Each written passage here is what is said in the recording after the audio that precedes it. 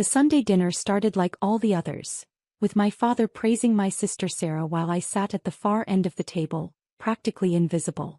It was March 15, 2024. 3:47 p.m. I remember the exact time because I was checking my phone hoping for an excuse to leave early. I should have trusted that instinct. My entire extended family had gathered at my parents' house in Westchester. All 23 of them. Aunts, uncles, cousins, grandparents. The dining room was packed, the air thick with the smell of my mother's pot roast and the sound of overlapping conversations. Sarah sat at my father's right hand, her engagement ring catching the light every time she moved. A massive 3-carat diamond that her fiancé Marcus Thornton had given her 6 months ago. Marcus Thornton, whose father happened to be Senator Richard Thornton of New York. My father hadn't stopped talking about it since the engagement. Sarah's marrying into one of the most prominent families in the state, he announced for probably the 15th time that afternoon, his voice carrying over all other conversations.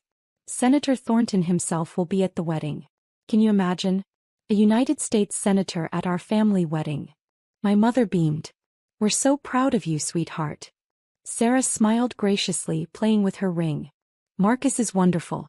His whole family is wonderful. I focused on my plate, cutting my pot roast into smaller and smaller pieces. This was my role at family gatherings, to be quiet, to be small, to not draw attention.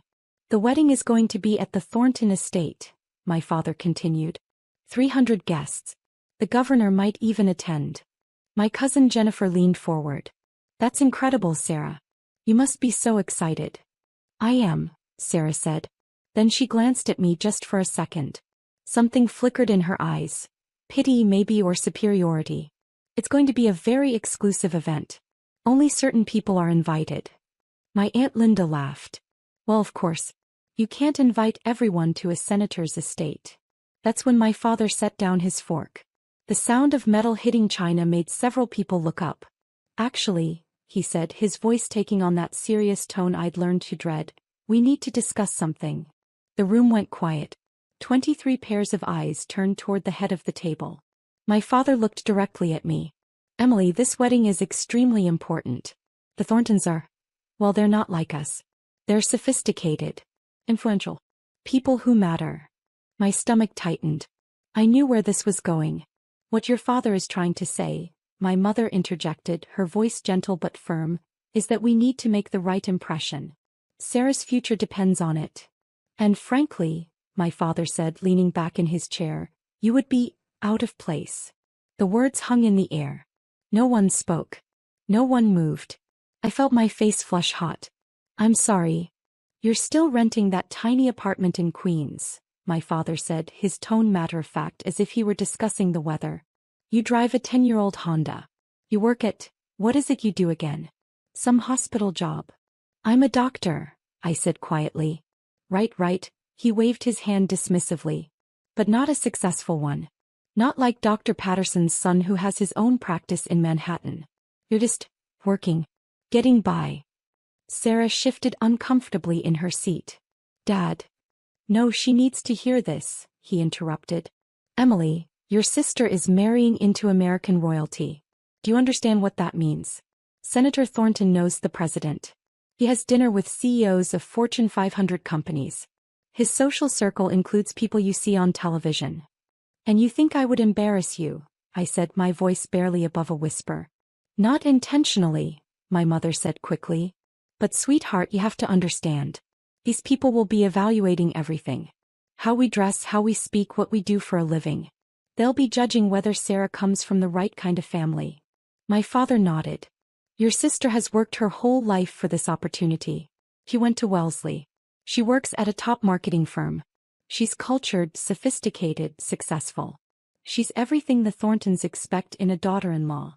The implication was clear. I was none of those things. My Uncle Tom cleared his throat. Harold, that seems a bit harsh. It's reality, Tom, my father snapped. This is Sarah's one chance at a life of significance. I won't let anyone jeopardize that. Not even family. He turned back to me. You understand, don't you, Emily? This isn't personal. It's just practical. I looked around the table. My mother avoided my eyes. Sarah stared at her plate. My grandmother looked uncomfortable but said nothing. My cousins, aunts, uncles, everyone found something else to look at. No one defended me. Not one person. So I'm not invited to my own sister's wedding, I said. It's better this way, my father said. You'd feel out of place anyway. All those successful people, all that wealth and power. You'd be uncomfortable. Plus, Sarah finally spoke up, her voice small. Marcus's family is very particular about the guest list. They want to know everyone who attends. And when they asked about you, I didn't really know what to say. I mean, what do you even do exactly? Something inside me cracked. I'm a pediatric cardiac surgeon. My father frowned. What? I'm a pediatric cardiac surgeon at Mount Sinai, I repeated louder this time. I operate on children's hearts. I save lives. That's what I do. Oh, don't exaggerate, my mother said, laughing nervously. You're a doctor, yes, but I'm the chief of pediatric cardiac surgery, I said, my voice steady now. I've performed over 2,400 successful surgeries.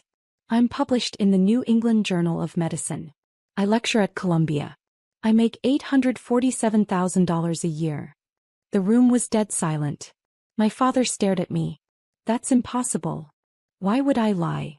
Because you've never mentioned any of this, Sarah said, her voice rising. You always say you work at a hospital when we ask. You never said you were some big important surgeon. You never asked, I said simply. You asked what I did and I told you I worked at a hospital. Which is true. You assumed the rest. My father's face was turning red. If you're so successful, why do you live in a tiny apartment? Why do you drive that old car? Because I don't care about impressing people, I said. I live in Queens because it's close to the hospital. I drive an old car because it gets me where I need to go. I spend my money on things that matter. I donate to children's charities, I fund medical research, I pay off my students' loans. I don't believe you, my father said flatly. I reached for my phone, pulled up my hospital ID and slid it across the table. Dr. Emily Chin, Chief of Pediatric Cardiac Surgery. He stared at it. My mother leaned over to look. Sarah grabbed it from his hands, her face going pale. This doesn't change anything, my father said, pushing the phone back toward me. Even if this is true, you've spent years making us think you were nobody. You let us believe you were a failure. What kind of person does that? The kind who wanted to see if her family loved her for who she was, not what she accomplished, I said. That's manipulative, Sarah hissed. No, I said, standing up. What's manipulative is uninviting your sister from your wedding because she doesn't fit your new image. I looked around the table one more time. 23 faces staring back at me. Some shocked, some confused, some angry. Not one looked apologetic. Enjoy the wedding, I said. I hope it's everything you wanted. I walked out of that house at 4:23 p.m. I got in my old Honda and drove back to my apartment in Queens. I didn't cry. I didn't scream. I just felt empty. My phone started ringing almost immediately. Then my mother. Then my father. I declined every call. At 11:47 p.m. Sarah sent a text. You're being dramatic. We can talk about this like adults. I blocked her number. The next morning my mother showed up at my apartment. I didn't let her in. Emily, please, she said through the door. Your father didn't mean it the way it sounded. How did he mean it? Silence. That's what I thought, I said. She left. For the next 3 months my family tried various approaches. My father sent an email explaining that he was looking out for Sarah's best interests. My mother left voicemails saying I was breaking her heart. Sarah sent a long text about how I was ruining the happiest time of her life. I deleted everything. At work I threw myself into my cases. There's something clarifying about operating on a 3-year-old's heart. It puts family drama into perspective. Every successful surgery, every child who got to go home healthy, reminded me what actually mattered. My colleagues knew something was wrong, but I didn't elaborate. Dr. Patricia Williams, my mentor and the former chief before me, cornered me one day in the surgeon's lounge. You're working too much, she said. I'm fine. Emily. She sat down across from me. I've known you for 12 years. You're not fine. I told her everything. She listened without interrupting, her face growing more serious with each detail. When I finished, she was quiet for a long moment. I'm sorry, she finally said. That's unconscionable. It is what it is. No, she said firmly. It's not. Your family doesn't deserve you, Emily. You're one of the finest surgeons I've ever worked with. You've saved more children than most doctors will in their entire careers. You're brilliant, compassionate, dedicated. If they can't see that, they're blind. They see what they want to see. Then let them see the truth. She paused. Sarah's wedding is in 2 weeks, right? I'm not going. I'm not suggesting you should. Dr. Williams smiled slightly. But you know how small the medical community is in New York. Word gets around. If someone were to mention your work to the right people. I shook my head. I'm not trying to embarrass them. I'm not talking about embarrassment, she said. I'm talking about truth. You've hidden your light for too long, Emily. Maybe it's time to let it shine. I didn't respond, but her words stayed with me. The wedding was scheduled for Saturday, June 8th, at the Thornton family estate in Greenwich, Connecticut. I knew because my mother had sent me 17 emails about it before I blocked her address too. I worked a double shift that day performing 2 complex surgeries. A 4-year-old with a ventricular septal defect and a 7-year-old with tetralogy of Fallot. Both successful. Both children stable and recovering. I got home at 8:30 p.m., exhausted but satisfied. I ordered takeout, changed into comfortable clothes and settled in to watch a documentary. My phone rang at 9:15 p.m. Unknown number. I almost didn't answer. Hello. Dr. Chin. A woman's voice, professional and crisp. Yes. This is Catherine Thornton. I'm Senator Thornton's wife and Marcus's mother. I sat up straight. Mrs. Thornton. How did you get this number? Your hospital gave me your service and they patched me through. I apologize for calling so late, but this is urgent. She paused. Dr. Chin, I need your help. Is someone hurt? My grandson, my son Jonathan's boy, Charlie. He's 3 years old. He collapsed this afternoon during the rehearsal dinner. We rushed him to Greenwich Hospital. They stabilized him, but the doctors here say he needs immediate surgery. A complex congenital heart defect they didn't catch earlier. My mind shifted immediately into doctor mode. What's his diagnosis? Transposition of the great arteries with a ventricular septal defect. The cardiologist here says it's complicated by, she paused, clearly reading from notes, abnormal coronary artery anatomy. Dr. Chin, they said he needs the best pediatric cardiac surgeon in the tri-state area. When I called Mount Sinai, they said that's you. Where is he now? Still at Greenwich Hospital. But we can have him transported to Mount Sinai within the hour if you can operate. Dr. Chin, please. He's my grandson. He's 3 years old. The doctors here don't think they can handle this surgery. I closed my eyes. A 3-year-old with TGA and VSD with coronary complications. He was exactly the kind of case I specialized in. Complex, high risk, requiring extreme precision. I'll meet you at Mount Sinai, I said. Have them transport him immediately. Tell them to call ahead and ask for my team. I'll be there in 45 minutes. Thank you, she breathed. Thank you so much, Dr. Chin.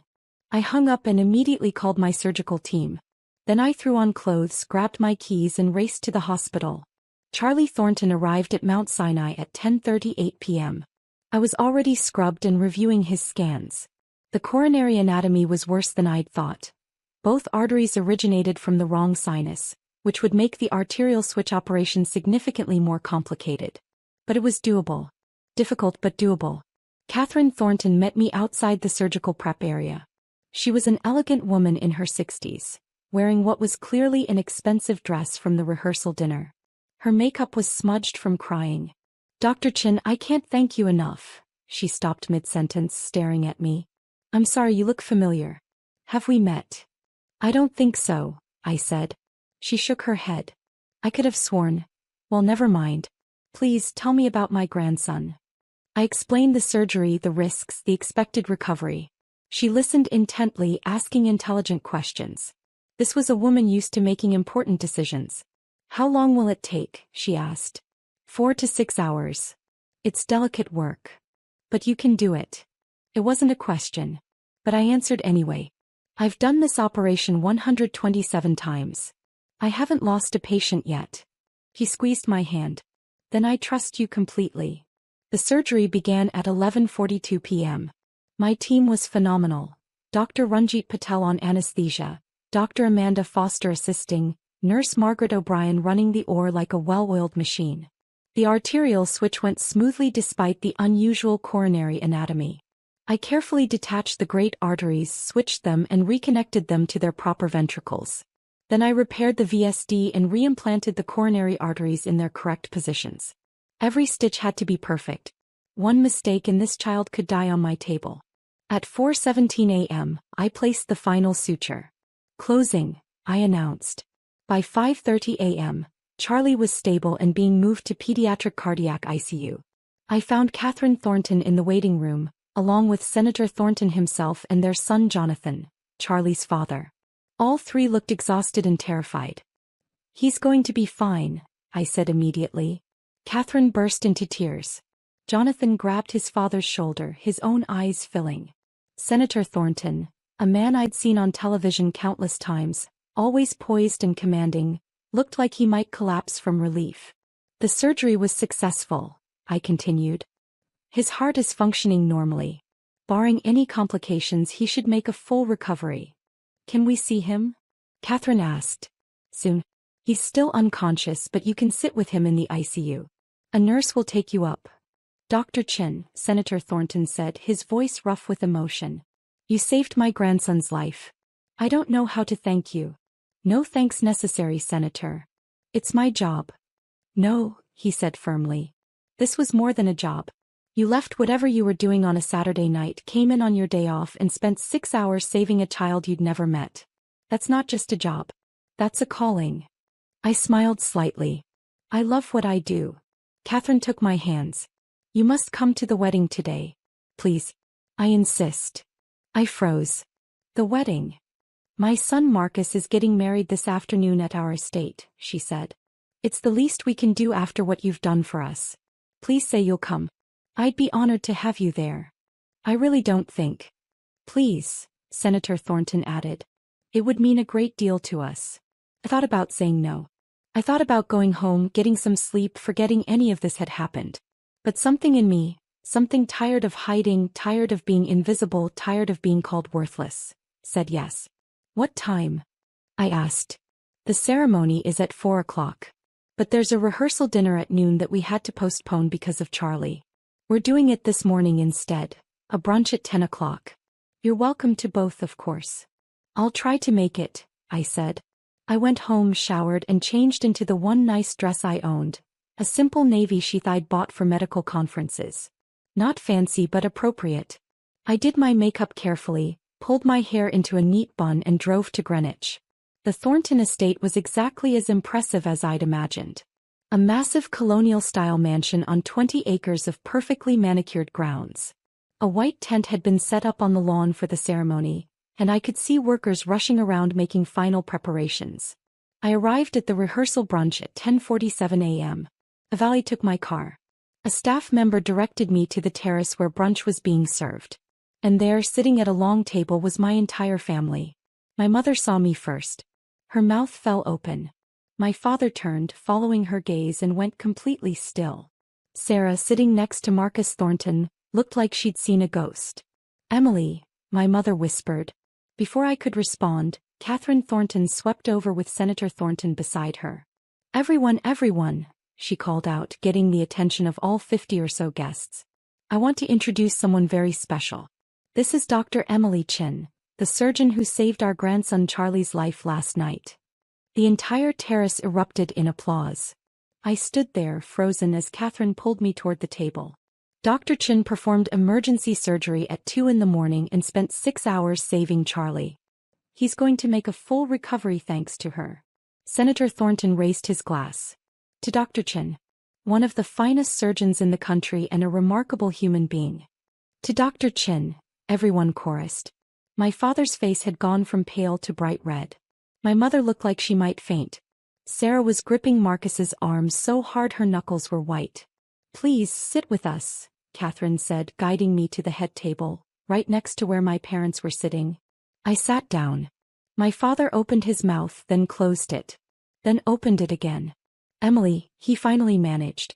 "What are you doing here?" Mrs. Thornton invited me, I said calmly. But how do you know the Thorntons? I told you, Catherine said, overhearing. She saved Charlie's life. My grandson had emergency heart surgery last night. Dr. Chin is the chief of pediatric cardiac surgery at Mount Sinai. My mother made a small choking sound. Marcus turned to Sarah. Your sister is Dr. Emily Chin? The Dr. Emily Chin. Sarah nodded mutely. Honey, Marcus said, his voice confused. Why didn't you mention your sister is one of the most renowned pediatric cardiac surgeons in New York? My father's been trying to get a meeting with her for months. She's advised on healthcare policy, she's revolutionized surgical techniques. I didn't know, Sarah whispered. How could you not know your own sister is famous? Marcus asked. I'm not famous, I interjected quietly. I'm just good at my job. Just good. Senator Thornton laughed. Dr. Chin, you're being modest. I've read your papers on minimally invasive cardiac surgery in infants. Groundbreaking work. The medical community considers you one of the leading experts in the field. My father was staring at me like he'd never seen me before. I tried to tell you, I said to him. At dinner. 3 months ago. You didn't believe me. You said you were a surgeon, he said weakly. You didn't say you were. This. You didn't ask. Jonathan Thornton, Charlie's father, came over then with his phone. Dr. Chin, I just texted my wife a photo of you. She wants to thank you personally when she wakes up. She's been sitting with Charlie all night. No need, I said. I'm just glad he's doing well. Charlie's alive because of you, Jonathan said, his voice thick. My son gets to grow up because you were willing to drop everything on a Saturday night. Our family owes you a debt we can never repay. He pulled me into a tight hug. Over his shoulder I could see my family watching. My mother's eyes were filled with tears. My father looked like he'd been punched in the stomach. Sarah was whispering urgently to Marcus. The brunch continued. I tried to eat, but people kept coming up to thank me, to ask about my work, to tell me about their own family members with heart conditions. Catherine introduced me to what felt like every guest, each time repeating the story of Charlie's surgery. My family said nothing. They sat there watching as the Thorntons and their guests treated me like an honored hero. At one point my father tried to approach me. Emily, we need to talk. Not now, I said quietly. But. Not now, Dad. He retreated. The wedding ceremony at 4 o'clock was beautiful. Marcus and Sarah exchanged vows under the white tent while 300 guests watched. Sarah looked stunning in her Vera Wang gown. Marcus looked happy. I sat in the 5th row, next to a state assemblyman and a federal judge. My family sat in the 2nd row, but I could feel them glancing back at me throughout the ceremony. At the reception, Catherine insisted I sit at the family table. You saved Charlie's life, she said. Your family now. So I sat at the head table next to Senator Thornton, while my parents and extended family sat at table 7.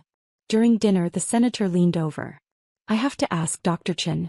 Your family seems surprised by your presence. We're not very close, I said carefully. He studied me for a moment. I see. Well, their loss is our gain. I meant what I said about wanting to meet with you. I'm working on healthcare legislation, specifically regarding pediatric cardiac care accessibility. I'd love your input. I'd be happy to help, Senator. Please call me Richard. At 8:30 p.m., as the reception was in full swing, my mother finally cornered me near the dessert table. Emily, please. We need to talk. About what?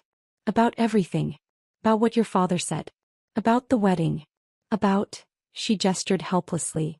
All of this. What do you want me to say, Mom? I want you to forgive us, she said, tears running down her face. We made a terrible mistake. We didn't know. You didn't want to know, I interrupted. I tried to tell you. At that dinner. I told you I was a cardiac surgeon. Dad said I was exaggerating. You laughed.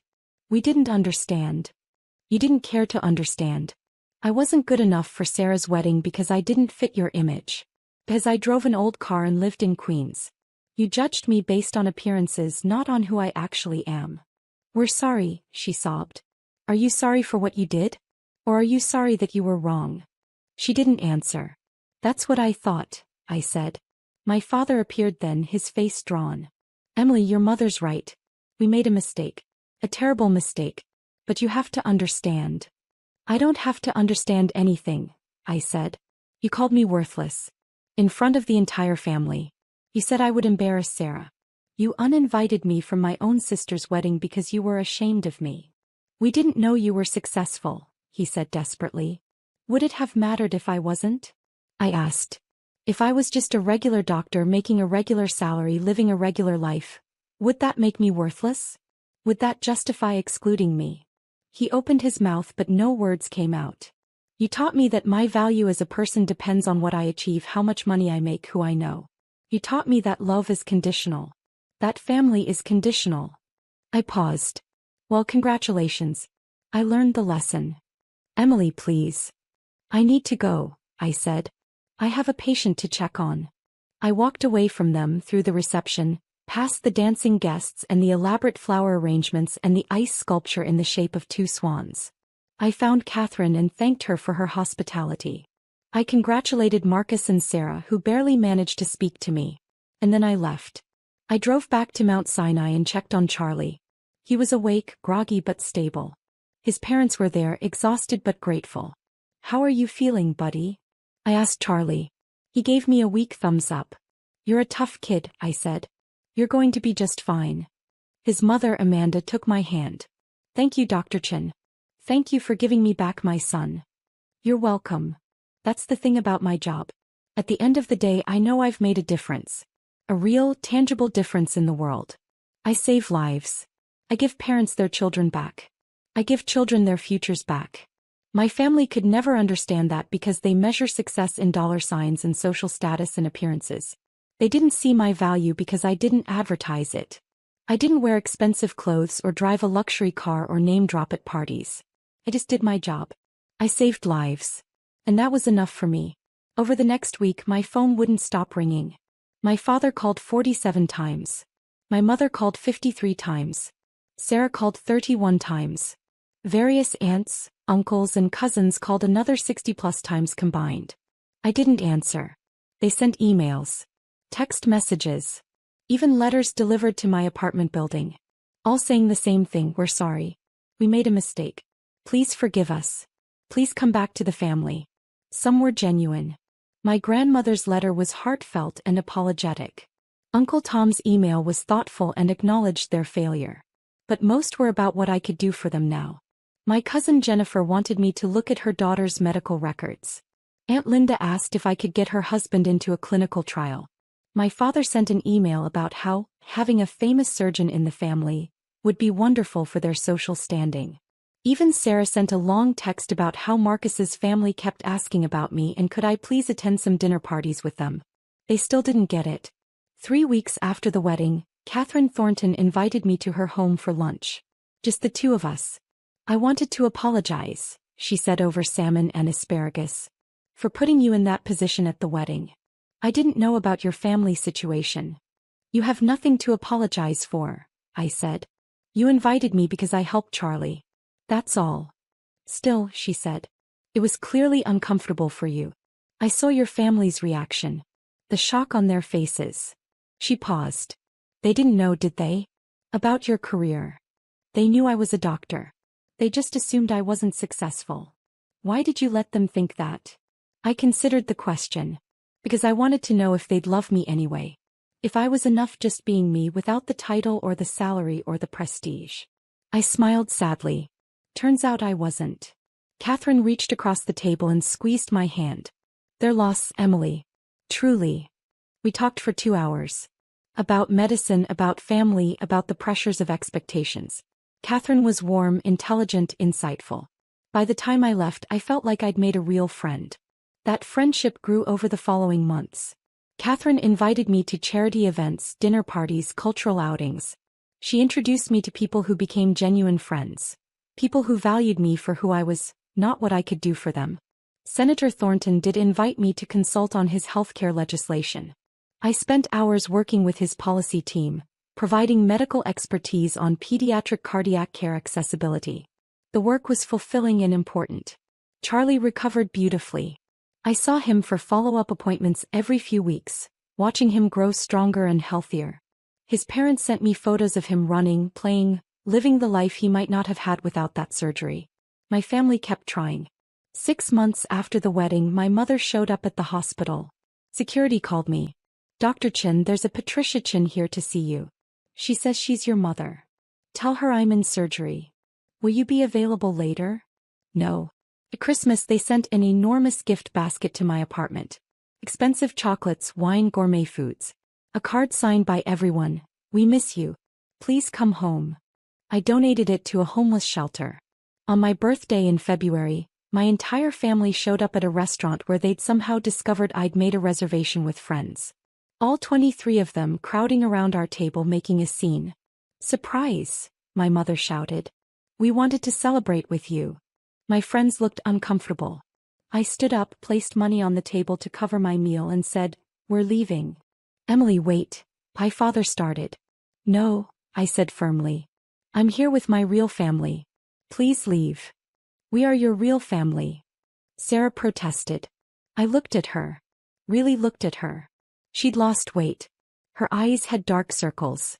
She looked stressed and unhappy despite her fairy tale life with Marcus. "You're people I'm related to by blood," I said. "But you're not my family. Family doesn't call each other worthless. Family doesn't exclude each other out of shame. Family doesn't measure each other's value by their bank account or their job title." "We were wrong," my father said. "We know that now. We're sorry." "You're sorry you were wrong," I corrected. "You're not sorry for how you treated me. You're sorry I turned out to be someone important, someone who could have helped your social standing. If I had been just a regular doctor, you'd still think you were justified." The restaurant had gone quiet. Everyone was watching. "Please," my mother begged. "We're family. We can work through this." "No," I said. "We can't. Because working through it would require you to fundamentally change how you view people, how you measure worth, how you define success. And I don't think you're capable of that." I walked out with my friends. My family didn't follow. A year after the wedding, I received a letter from Sarah. It was different from the others. No pleading, no excuses, no requests for forgiveness. Just honesty. She wrote about how she'd built her entire life around seeking our parents' approval. How she'd chosen her career, her friends, her husband based on what would impress them. How she'd been so focused on appearing successful that she'd never stopped to consider what actually made her happy. She wrote about how seeing me at her wedding had shattered her worldview. How I'd achieved genuine success, the kind that mattered, the kind that saved lives, while she'd been chasing shadows of approval. She wrote that she was in therapy, that she was starting to understand how toxic our family dynamics were, that she was trying to build a real relationship with Marcus, one based on love rather than status. She wrote that she didn't expect forgiveness, that she didn't deserve it, but that she wanted me to know she was truly, genuinely sorry for who she'd been and what she'd done. I read the letter 3 times. Then I wrote back. Not forgiveness. Not yet. But acknowledgement. An opening. A possibility. We started exchanging emails. Short ones at first. About books, about weather, about nothing important. Gradually we began sharing more. She talked about her struggles with our parents' expectations. I talked about my work, my life, my found family. It was slow. Careful. Like learning to walk on ice. But it was something. My parents, on the other hand, I kept at a distance. They sent cards on holidays. I didn't respond. They showed up at medical conferences where I was speaking. I had security escort them out. They tried to reach me through colleagues, through friends, through anyone who might have a connection. I remained firm. 2 years after that Sunday dinner, I received the Lifetime Achievement Award from the American Pediatric Cardiac Surgery Association. At 37 years old, I was the youngest recipient in the organization's history. The ceremony was at the Waldorf Astoria in New York. Over 800 attendees. Surgeons, researchers, healthcare administrators from around the world. Catherine and Richard Thornton attended.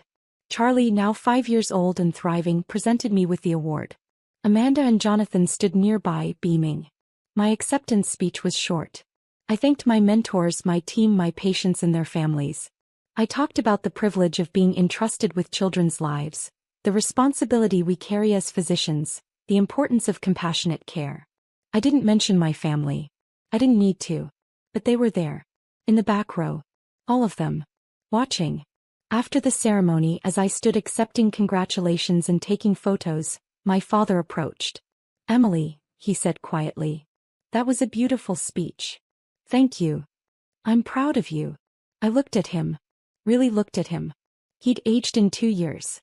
More gray hair, deeper lines around his eyes. He looked smaller somehow. Less imposing.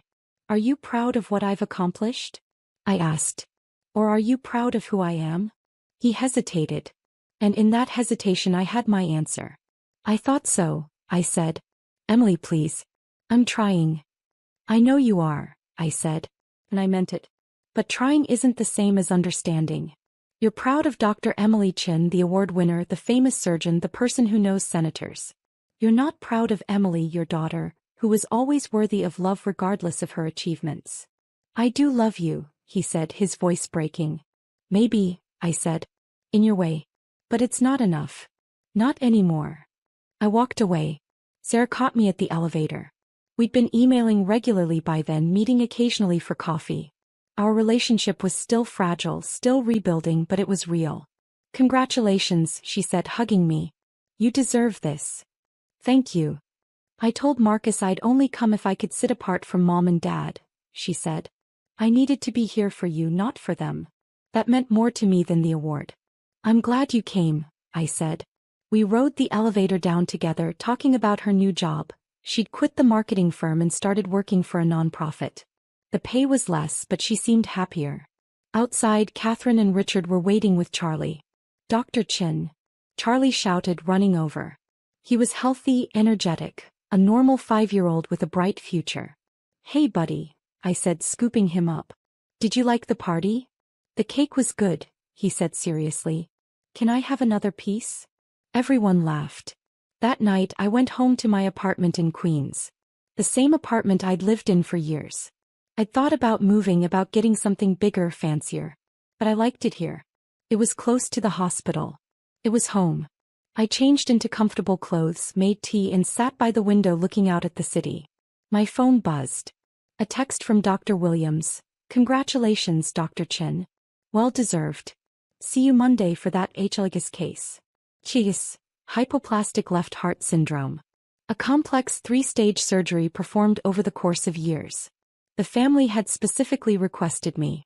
I texted back, "Wouldn't miss it. That's the thing about my life now. It's full. Not with people who claim to love me because of what I've achieved, but with people who value me for who I am. My colleagues who respect my skill but also know I ugly cry at sad movies. My friends who call me at 2 a.m. when they need someone to talk to. My patients' families who trust me with their most precious treasures. Sarah, slowly becoming a real sister rather than a competitor. Catherine, who became the mother figure I'd always needed. Charlie, who reminded me why I do what I do. This is my family now. Family I chose. Family that chose me back. As for my parents, they still try. Cards on birthdays. Invitations to dinner. Requests to talk things through. I don't hate them. I don't even resent them anymore. I've simply accepted that they are who they are and I am who I am, and sometimes those two things don't align. Maybe someday we'll rebuild something. Maybe we won't. But I'm okay either way. Because I finally learned the lesson they tried to teach me, just not in the way they intended. My worth doesn't depend on their approval. It never did. I'm Dr. Emily Chin. I save children's lives. I advance medical science. I make a difference in the world. And that's enough. That's more than enough.